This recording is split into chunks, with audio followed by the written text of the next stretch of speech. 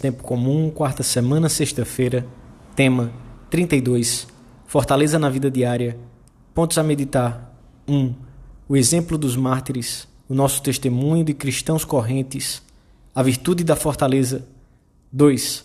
Fortaleza para seguirmos o Senhor, para sermos fiéis nos pormenores, para vivermos o desprendimento efetivo dos bens, para sermos pacientes. 3. Heroísmo na vida simples e normal do cristão. Exemplaridade. Pelo sinal da Santa Cruz, livrai-nos Deus nosso Senhor dos nossos inimigos. Em nome do Pai, do Filho e do Espírito Santo. Amém. Meu Senhor e meu Deus, creio firmemente que estás aqui, que me vês, que me ouves. Adoro-te com profunda reverência. Peço-te perdão dos meus pecados e graça para fazer com fruto este tempo de oração.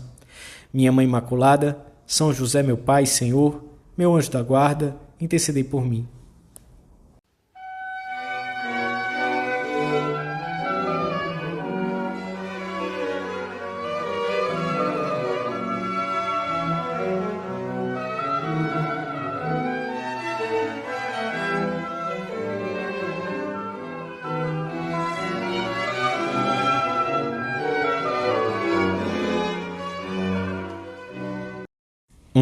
O Evangelho da missa de hoje relata-nos o martírio de João Batista, que foi fiel à missão recebida de Deus ao ponto de dar a vida por ela. Se tivesse permanecido calado ou à margem dos acontecimentos nos momentos difíceis, não teria morrido degolado no calabouço de Herodes. Mas João não era como uma cana agitada por qualquer vento. Foi coerente até o fim, com a sua vocação e com os princípios que davam sentido à sua existência. O sangue que derramou, e depois dele os mártires de todos os tempos, unir-se-ia ao sangue redentor de Cristo para nos dar um exemplo de amor e de firmeza na fé, de valentia e de fecundidade. O martírio é a maior expressão da virtude da fortaleza e o testemunho supremo de uma verdade que se confessa até dar a vida por ela. O exemplo do mártir traz-nos à memória que se deve à fé um testemunho, pessoal, preciso e, se chegar o caso, custoso, intrépido. Recorda-nos, enfim, que o mártir de Cristo não é um herói estranho, mas é para nós, é nosso. Ensina-nos que todo cristão deve estar disposto a renunciar à sua própria vida, se for necessário, em testemunho da sua fé. Os mártires não são apenas um exemplo incomparável que nos vem do passado. A nossa época atual também é tempo de mártires, de perseguição, mesmo sangrenta. As perseguições pela fé são hoje muitas vezes semelhantes às que o martirológio da Igreja registrou durante os séculos pretéritos. Elas assumem diversas formas de discriminação dos fiéis e de toda a comunidade da Igreja. Há hoje centenas e centenas de milhares de testemunhas da fé, muito frequentemente desconhecidas ou esquecidas pela opinião pública, cuja atenção está absorvida por outros fatos. Com frequência, só Deus as conhece. Elas suportam privações diárias nas mais diversas regiões de cada um dos continentes. Trata-se de fiéis obrigados a reunir-se clandestinamente porque a sua comunidade religiosa é considerada ilegal. Trata-se de bispos, de sacerdotes, de religiosos a quem se proíbe o exercício do santo ministério nas suas igrejas ou em reuniões públicas. Trata-se de jovens generosos a quem se impede de entrar no seminário ou num local de formação religiosa para realizarem aí a sua própria vocação. Trata-se de pais a quem se nega a possibilidade de assegurarem aos seus filhos uma educação inspirada na sua fé. Trata-se de homens e mulheres, trabalhadores manuais, intelectuais e de todas as profissões que, pelo simples fato de professarem a sua fé, enfrentam o risco de se verem privados de um futuro brilhante para suas carreiras ou estudos. Quanto à maioria dos cristãos, o Senhor não lhes pede que derramem o seu sangue em testemunho da fé que professam, mas exige de todos uma firmeza análoga que os leve a proclamar a verdade com a vida e com a palavra em ambientes que podem ser difíceis e hostis aos ensinamentos de Cristo, e a viver plenamente as virtudes cristãs no meio do mundo, nas circunstâncias em que a vida os colocou. Este é o caminho que deverão percorrer e em que deverão ser igualmente heróicos.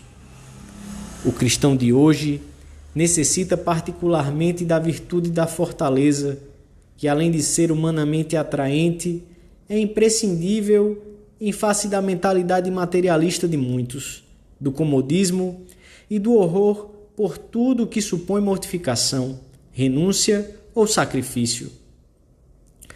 Qualquer ato de virtude inclui um ato de coragem, de fortaleza. Sem ela, não se pode ser fiel a Deus. São Tomás ensina que esta virtude tem duas vertentes. Por um lado, leva-nos a acometer o bem sem nos determos perante as dificuldades e perigos que possam ocasionar. Por outro, a resistir aos males e dificuldades de modo a não cairmos na tristeza. No primeiro caso, encontram o seu campo próprio de atuação as virtudes da coragem e da audácia. No segundo, a paciência e a perseverança. São virtudes que temos ocasião de praticar todos os dias, em ponto pequeno talvez, mas constantemente. Somos heróicos em aproveitar essas oportunidades?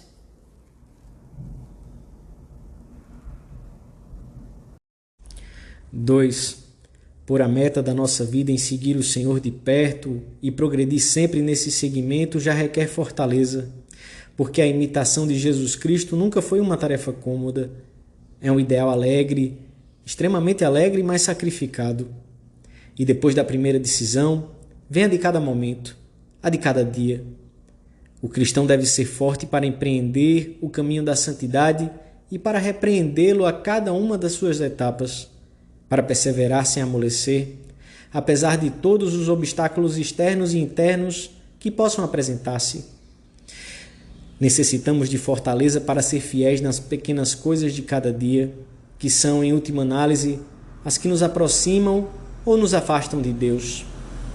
Essa atitude de firmeza manifesta-se no trabalho, na vida familiar, perante a dor e a doença, diante dos possíveis desânimos que tirariam a paz se não houvesse um esforço decidido por superá-los, apoiados sempre na consideração de que Deus é nosso Pai e permanece junto de cada um dos seus filhos. Precisamos da virtude da fortaleza para evitar que nos extraviemos, para deixar de lado as bugigangas da terra, não permitindo que o coração se apegue a elas. Muitos cristãos parecem ter esquecido que Cristo é verdadeiramente o tesouro escondido, a pérola preciosa, por cuja posse vale a pena não encher o coração de bens minúsculos e relativos.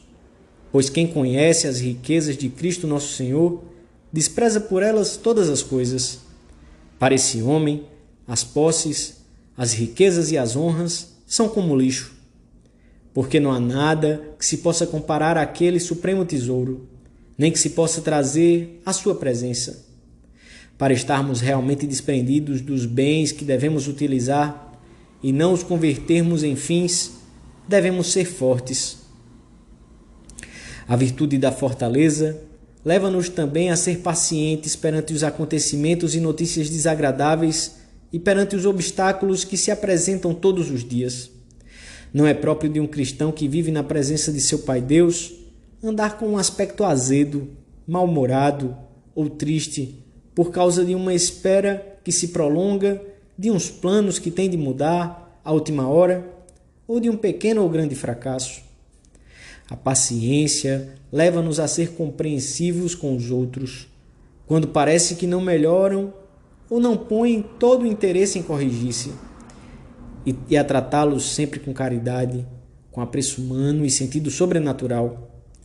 Quem tem ao seu cuidado a formação de outras pessoas, pais, mestres, superiores, necessita particularmente desta virtude, porque governar muitas vezes consiste em saber ir puxando pelas pessoas com paciência e carinho. Para fazermos o nosso exame nesta matéria, há de servir-nos de muito este conselho. Nas relações com os que te cercam, tens de conduzir-te cada dia com muita compreensão, com muito carinho, juntamente, é claro, com toda a energia necessária.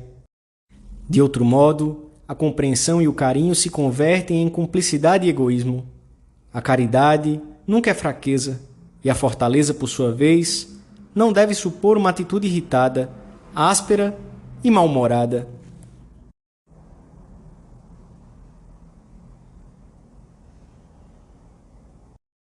Três, em comparação com todos os fiéis que compõem a Igreja, são poucos aqueles a quem o Senhor pede um testemunho de fé mediante o derramamento de sangue. Mas a ninguém deixa ele de pedir a entrega da vida, pouco a pouco, com heroísmo escondido, no cumprimento do dever, na luta por uma maior coerência com a fé cristã, exteriorizada mediante um exemplo que arraste e estimule. Não basta viver interiormente a doutrina de Cristo. Seria falsa uma fé que não tivesse manifestações externas. Os cristãos não podem dar a impressão, pela sua passividade ou por não quererem comprometer-se, de que não encaram a sua fé com o valor mais importante da sua vida ou de que não consideram os ensinamentos da Igreja como um elemento vital da sua conduta. O Senhor necessita de almas fortes e audazes, que não pactuem com a mediocridade e penetrem com passo firme em todos os ambientes. Existem épocas em que pode haver graves razões de caridade para confortarmos com o testemunho da nossa fé os que andam vacilantes. Mediante uma confissão decidida e sem complexos, como a de João Batista, que arraste e mova. A honra de Deus está acima das conveniências pessoais. Não podemos permanecer passivos quando se quer colocar Deus entre parênteses na vida pública ou quando homens sectários pretendem confiná-lo no fundo das consciências.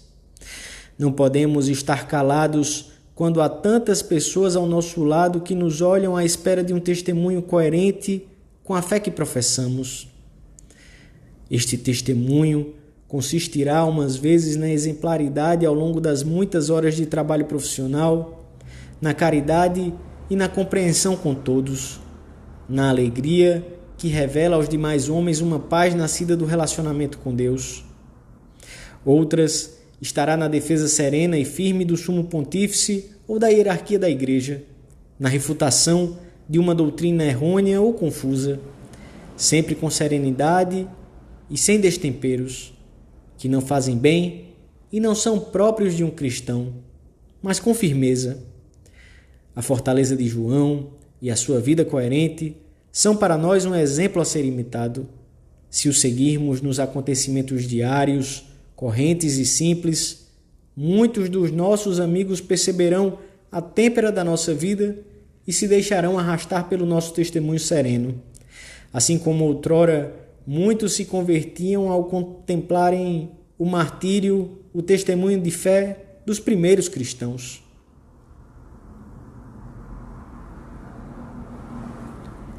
Dou-te graças, meu Deus, pelos bons propósitos, afetos e inspirações que me comunicaste nesta meditação.